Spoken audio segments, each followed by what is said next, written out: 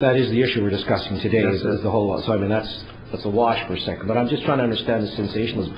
So I'm trying to understand really in your mind what makes Aikido, which was developed to kill people and hurt people. I mean, you know, the ninjas did it. I mean, you know, all that kind of stuff. That's why they invented it. It wasn't for fun. Aikido has no competition whatsoever, and it was actually developed as an antithesis to that.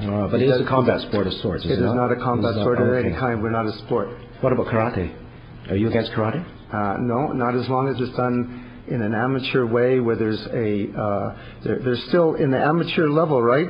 There's padding, there's rules, there's honor, there's all the things, there's all the traditional things of martial arts. In Aikido, we specifically don't have competition because it's far too dangerous to have competition. So you've heard now have you read this report? I haven't. I didn't even know that it existed. Okay, so if you read and it's been discussed in the media quite a bit that there are rules and there are things with UFC or MMA, whatever it may be, they're developing it. I mean, would that give you better comfort if it was regulated? Well, because then it would actually make it the same as you. Well, yes and no. You know, we don't use padding, or we don't use because we don't. So you're less safe because you have padding. No, it's the way we practice that's different. Okay. It's the intent that we do and the intention. One thing I didn't get to show here is our slide based on the fact that the UFC, through their promotional model, they offer up to $100,000 per match for the best knockout of the night. Mm-hmm. So what kind of behavior do you think you think somebody's going to stop a choke out if they think it's going to work just because the other guy could expire? He's going to get a $100,000 payday at the end of that day? Going back to your point, that what differentiates, say, Aikido and karate and kung fu and those other sports from MMA is the lack, in your mind, of rules? Intention. Of intention? So karate, the idea UFC is all about punishment. It's about punishing. They even say it in their announcers. It's about punishing your opponent. Karate, judo, kendo, any of those things that have competition. The competition is not about that. The competition is about personal development, not hurting the other person. UFC, it's all about hurting the other person and finishing them off. But isn't the intent of all martial arts to hurt somebody? No, that's not true. That's incorrect. Are you sure about that? Absolutely. Okay, that's thank incorrect. you very much. Incorrect.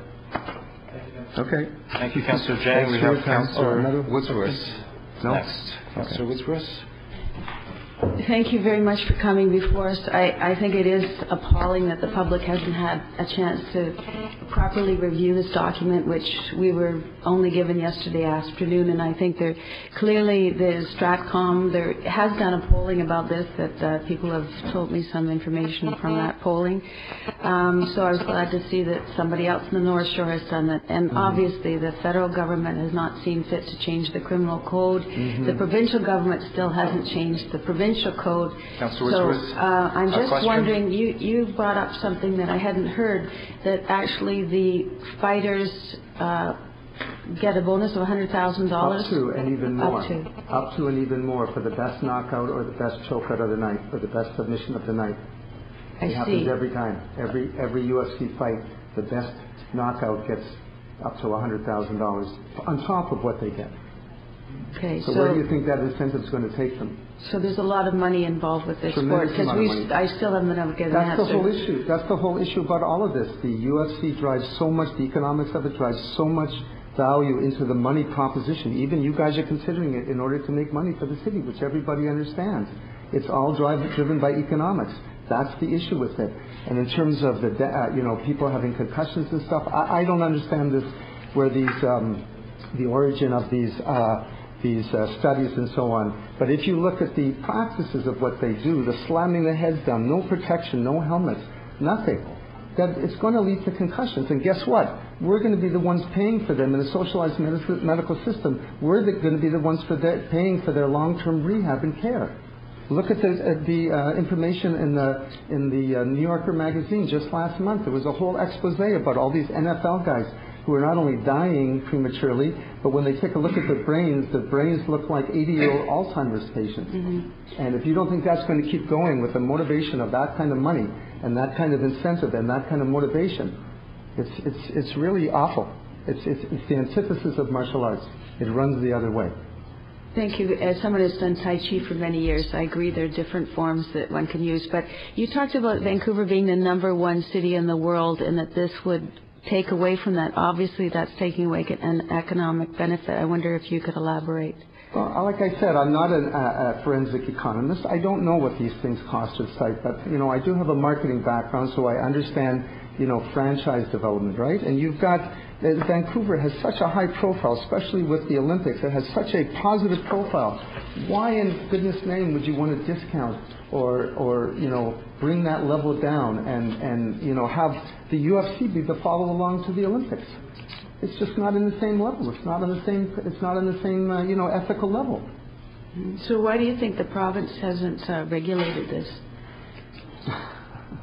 I don't know enough about provincial politics to say that, but I think people don't want to touch it because it's a hot potato. I think people don't want to touch it because it's an income, it's a potential income source.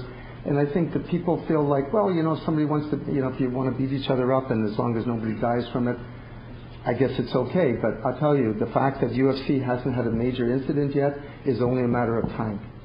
Do you know if there's any demographics of who supports this? Everybody's saying everybody supports it. I haven't seen a breakdown in terms of gender support or, social support across the line. That's why I said this is anecdotal. It's just not scientific. You need to do some more research to find out that stuff. You have to find it. You have to understand what's behind all this stuff, what's driving all this stuff. And I'll tell you right now, it's you guys in the media that are part of the problem. You guys pander to this stuff, and you use stuff that's sensationalist because that's what sells the paper these days. That's what sells TV time these days. Perfect example, when you guys went to see the fight on the Friday night, they came to interview me as a naysayer, and they had another CTV came to interview me. They also interviewed a kickboxing club. They were going to do a nice juxtaposition of two different ideas. We ended up on the 5 o'clock news. UFC ended up with 2 spots on the 6 o'clock news.